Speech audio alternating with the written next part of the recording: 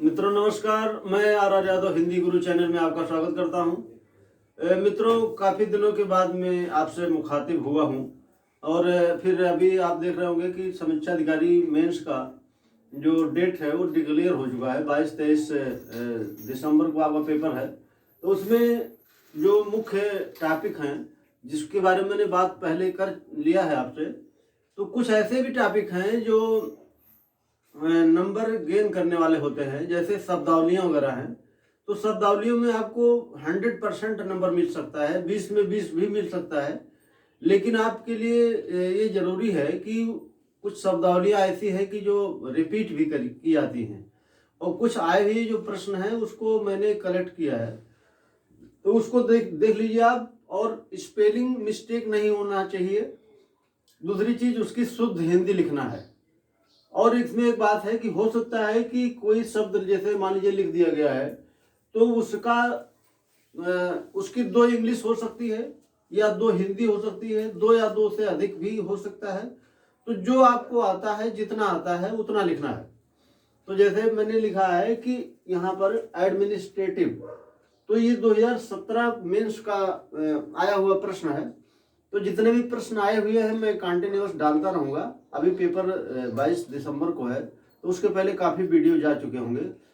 तो जैसे एडमिनिस्ट्रेटिव है तो आपको ऐसे ही कैपिटल लेटर में लिखना है और उसके सामने हिंदी शब्द लिख देना है, यानी कि उसका जो शब्द है, जैसे एडमिनिस्ट्रेटिव स्पेलिंग लिखिए सही, इसके बाद में शब्द लिखिए। फिर देखिए सिविल डिफेंस लिखा है, तो सिविल डिफेंस में नागरिक सुरक्षा इसकी हिंदी होती है। और फिर कॉग्निजेबल डिफेंस है, कॉग्निजेबल डिफेंस की हिंदी होती संज्ञेय अपराध। तो संज्ञेय अपराध हो सकता है कि और भी शब्द हो, तो जो भी शब्द आपको पता हो वो शब्द आप लिख सकते हैं। इसके बाद में देखिए एटिक्वेट लिखा है, ये थोड़ा सा कठिन शब्द आ गया था। तो शब्दावलियों में कभी कभी 5 शब्द हिंदी से इंग्लिश और 5 शब्द इंग्लिश से हिंदी, ये 2 आते हैं। तो उसमें से 3 प्रश्न तो बहुत सरल होंगे जो आप बहुत आसानी से कर लेंगे। 2 प्रश्न ऐसे होंगे या 2 शब्द ऐसे होंगे जो थोड़ा सा कठिन होंगे। तो जैसे मैंने बताया कि एटिक्वेट लिखा है, तो एटिक्वेट की हिंदी शिष्टाचार और प्रतिष्ठा, दोनों मैंने लिख दिया है। तो हो सकता है कि आपको एक याद हो या 2 याद हो, तो आप लिख करके 2 याद है तो 2 लिख दीजिए, ठीक है।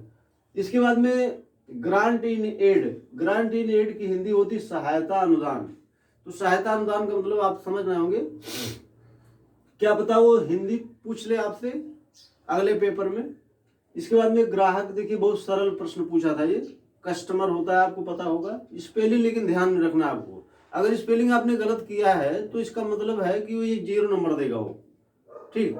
इसके बाद में देखिए परिवीक्षाधीन, परिवीक्षाधीन की हिंदी इंग्लिश होती है ऑन प्रोबेशन, ठीक है। एक शब्द प्रोबेशन है और एक ऑन प्रोबेशन है, तो ऑन प्रोबेशन लिखेंगे ज़्यादा सही है। इसके बाद में प्राधिकरण, देखिए लिखा है प्राधिकरण की हिंदी, आपको इंग्लिश पता है, अथॉरिटी होती है, स्पेलिंग सही लिखेंगे। दूसरी चीज स्वरोजगार, सेल्फ एम्प्लॉयमेंट। इसके बाद में अपरिहार्य, कंपलसरी या अनओबिडेबल, 2 इंग्लिश होती है। तो दोनों में से आप कुछ भी लिख सकते हैं। दोनों में से अगर आपको दोनों याद है तो बहुत अच्छी बात है, और नहीं याद है तो आप एक इंग्लिश जरूर लिखेंगे। इसके बाद में देखिए लिखा हुआ है 2014 का पेपर है, इसके ठीक पहले जो पेपर हुआ है 2014, 17 के पहले 14 का हुआ है, ठीक है। तो एब्रोगेशन लिखा है, एब्रोगेशन की हिंदी होती है निरसन।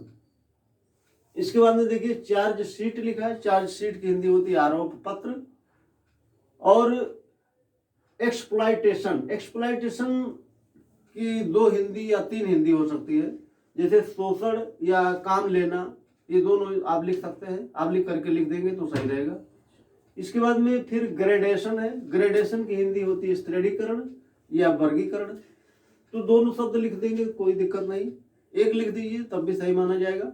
इसके बाद में स्ट्रक्चर, स्ट्रक्चर की हिंदी आपको पता है संरचना होती है, लेकिन वर्गीकरण लिख दीजिए, स्वरूप लिख देंगे तब भी सही है, दोनों लिख दीजिए, बहुत अच्छी बात है। इसके बाद में अनुबंध, अनुबंध की इंग्लिश होती है एग्रीमेंट, ये बहुत सरल था। ऋणदाता, इसमें देखिए जो इंग्लिश पूछी जाती है इसका मतलब होता है कि स्पेलिंग भी सही लिखिए आप, क्योंकि लोग स्पेलिंग में गलत कर देते हैं तब आपको नंबर नहीं मिलेगा। तो जैसे ऋणदाता की इंग्लिश क्रेडिटर लिखा है, और फिर निवेश है, निवेश की इंग्लिश होती है इन्वेस्टमेंट। तो फिर देखिए रोकड़िया, रोकड़िया ये मैंने बताया है कि कॉमर्शियल और एडमिनिस्ट्रेटिव 2 प्रकार की शब्दावलियाँ पूछी जाती हैं, और कभी कभी वो कॉन्स्टिट्यूशनल शब्दावली पूछ लेता है। तो तीनों प्रकार की शब्दावलियों को ध्यान में रखना होता है। तो जैसे रोकड़िया लिखा है तो इसकी इंग्लिश होती है कैशियर। तो कैशियर में तो आपको पता है कैशियर होता है, लेकिन स्पेलिंग सही होनी चाहिए। तो इसके बाद में अभिकर्ता, अभिकर्ता की इंग्लिश होती है एजेंट। ऐसे 2014 के ठीक पहले 2013 मेंस का पेपर देख लीजिए आप, इसमें लिखा है सब्सटैंटिव। सब्सटैंटिव की इंग्लिश होती, हिंदी होती है तात्विक या मूल। तो तात्विक लिख सकते हैं या मूल लिख सकते हैं या दोनों लिख दीजिए। तो सब्सटैंटिव इसकी इंग्लिश है, ध्यान रखिएगा। इसके बाद में सुपरिंटेंडेंस, सुपरिंटेंडेंस की इंग्लिश होती, हिंदी होती है अधीक्षण। इसके बाद में अगर यहाँ पर सुपरिंटेंडेंट लिख दिया जाए तो इसकी हिंदी हो जाएगी अधीक्षक। ठीक, तो शब्दों पर ध्यान रखना है। इसके बाद में इम्प्रोविजेशन, इम्प्रोविजेशन बहुत अच्छा शब्द है, इसकी हिंदी होती है आसुरचना।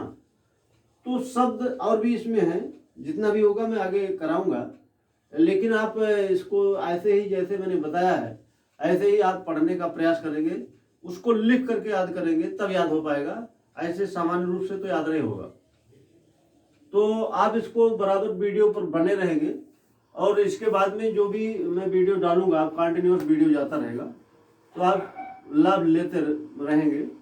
और अगर हमारा वीडियो किसी तरह से आपके लिए लाभदायक हो तो आप सब्सक्राइब जरूर कर दिया करें मित्रों। बहुत बहुत धन्यवाद।